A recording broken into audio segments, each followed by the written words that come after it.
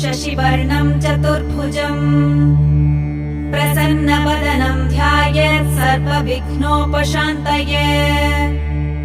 यस्य द्विरदवक्त्राद्याः परिषद्याः परः शतम्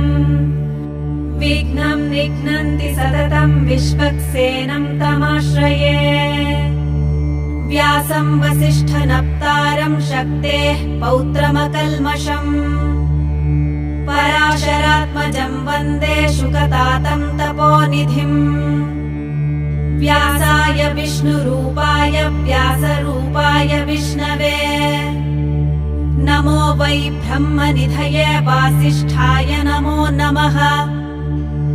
अविकाराय शुद्धाय नित्याय परमात्मने सदैकरूपरूपाय विष्णवे सर्वजिष्णवे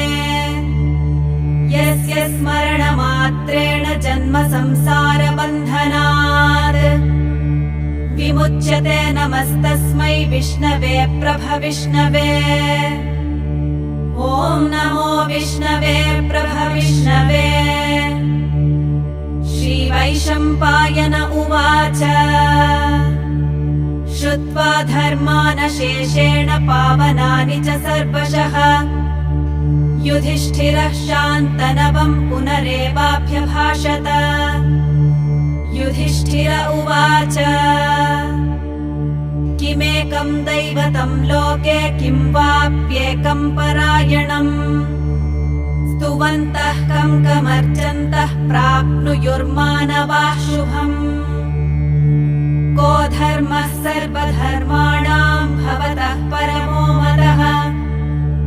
किं जपन्मुच्यते जन्तुर्जन्म संसारबन्धनात् श्रीभीष्म उवाच जगत्प्रभुं देवदेवमनन्तं पुरुषोत्तमम् स्तुवन्नाम सहस्रेण पुरुषः सततोत्थितः तमेव चार्चयन् नित्यं भक्त्या पुरुषमव्ययम् ध्यायन् स्तुवन्नमस्यंश्च यजमानस्तमेव च अनादिनिधनं विष्णुं सर्वलोकमहेश्वरम् लोकाध्यक्षं स्तुवन्नित्यं सर्वदुःखादिगो भवेत् ब्रह्मण्यं सर्वधर्मज्ञं लोकानां